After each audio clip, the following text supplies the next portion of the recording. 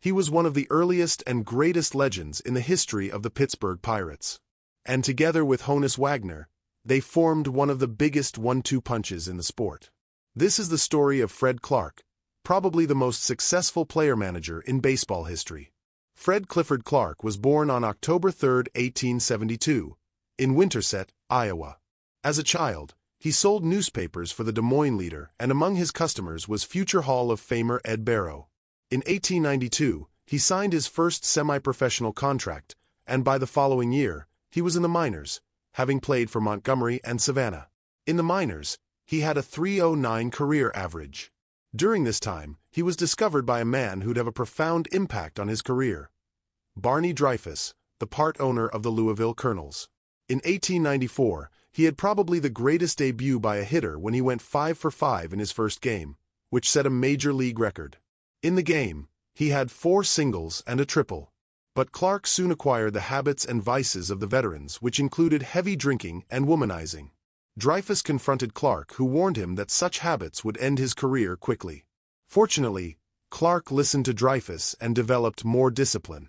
The following year, he led his team in batting, hits, and runs scored. In 1897, Dreyfuss was convinced of Clarke's potential and leadership. He named Clarke player manager of the Colonels, even though the latter was only 24 years old. Clarke responded by having his best season ever. He had a 6.6 WAR and batted a career-best .390. He also had 205 hits, stole 59 bases, and scored 122 runs. Clarke led the league in OPS+ for the first time. He was also called Cap, the nickname of managers during those days. Clarke continued to play well for the Colonels.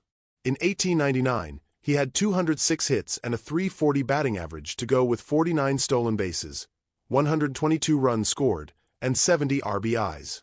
Still, despite the presence of Clarke, Wagner, and pitcher Rube Waddell, all future Hall of Famers, the Colonels struggled. That changed when the Colonels folded after the 1899 season. In 1900, former Colonels owner Barney Dreyfuss became owner of the Pittsburgh Pirates. Dreyfuss brought in Clarke, Waddell, Wagner, and pitcher Deacon Philippe to the Pirates. Clarke was named the Pirates player manager, a role he'd have until his retirement. The team also went from a 7th-place finish in 1899 to 2nd place in Clarke's first season in Pittsburgh. In 1902, the team won its 2nd straight National League pennant, which was as close to a championship as could be before the World Series. The team lost only 36 games, and its .789 winning percentage remains the best in franchise history. In 1903, Clarke had an excellent year as he led the league in doubles, slugging, OPS, and OPS+. His .351 batting average was 2nd in the league, behind only teammate Honus Wagner. The Pirates also won the pennant and faced the Boston Americans in the first-ever World Series. Boston won the championship, 5-3, in the best-of-9 series. The Pirates had a 3-1 lead, but Boston won the next 4 games to clinch the championship. Honus Wagner batted .222 and seriously considered retirement after the defeat. Wagner returned when the Pirates owner doubled his salary, making him the highest-paid player in baseball. Clarke had the good fortune to manage an all-time great in Wagner, who had no appetite for drama. Once, he benched Wagner for allegedly failing to hustle. Wagner, despite his superstar status, accepted the decision without fanfare. The Pirates continued to play well. From 1905 to 1908, the team won at least 90 games. In 1908, the Pirates won 98 games and were just 1 game behind the pennant-winning eventual champion Chicago Cubs. In 1909, Clarke had another great season. He had a 5.3 WAR and led the league in walks. More importantly, the Pirates fought off the Cubs to clinch the pennant. The Cubs won 104 games while the Pirates won 111 to earn the right to face the Detroit Tigers in the World Series. It was a quest for redemption for both teams. The Pirates had been narrowly missing the pennant for several years and also wanted to erase the 1903 loss. For the Tigers, it was their 3rd consecutive pennant, but they had lost the 2 previous series. They were hungry and were led by future Hall of Famers Ty Cobb and Sam Crawford.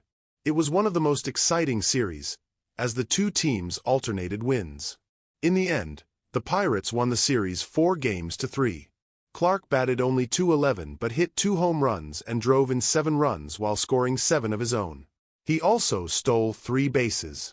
Clarke effectively retired after the 1911 season at age 38 to focus on managing. However, he would still play in 12 games over the next 4 seasons, finally retiring as player and manager at age 42. Clarke retired with 68.0 WAR. He batted .312 with 361 doubles, 220 triples, and 67 home runs. He drove in 1,015 runs and scored 1,622 to go with 509 stolen bases. He also hit .300 in 11 seasons and stole at least 30 bases 7 times. As manager, Clarke won 1,602 games and lost 1,181 for a winning percentage of .576. Clarke still holds the record for having the most wins by any player-manager in history. When he retired, he also had the most wins, whether by player-managers or just managers in the game. New York Giants manager John McGraw would break his record in 1918. When asked what were the secrets to his managing success, among the reasons he cited was, he had to be able to shape the players into a big, happy whole, both on and off the field. This probably led him to trade one of the greatest but craziest pitchers in baseball history. In the middle of the 1901 season, he traded teammate and future Hall of Famer Rube Waddell for a player to be named later. Just a year earlier, Waddell was the team's leader in ERA, WHIP, and FIP. Despite his talents, Waddell's antics were too much and disrupted team chemistry and cohesion. Clarke acted decisively, and this decision contributed to the Pirates' dominance of the National League. After Clarke's playing days, he returned to his farm in Winfield, Kansas. He became wealthy when he later discovered oil on his property. This enabled him to buy a minority stake in the Pirates. In 1924, Clarke was appointed vice president of the Pirates and became a regular presence in the dugout. By 1925, Dreyfus was tired of always losing to John McGraw and the Giants. To fire up the team and develop mental toughness, Clarke was named as Dreyfus' personal assistant and unofficially as deputy to manager Bill McKechnie. The Pirates responded by winning the pennant. They also came back from a 3-1 deficit to win the series over the Washington Senators. In 1945, the Old Timers Committee unanimously voted Fred Clarke into the Baseball Hall of Fame. He was also among the original inductees into the Iowa Sports Hall of Fame. Clarke died on August 14, 1960. He was 87. Thank you for watching. Who is the greatest player-manager in the history of baseball? Share your thoughts in the comments below. Please consider liking and subscribing. It helps a lot.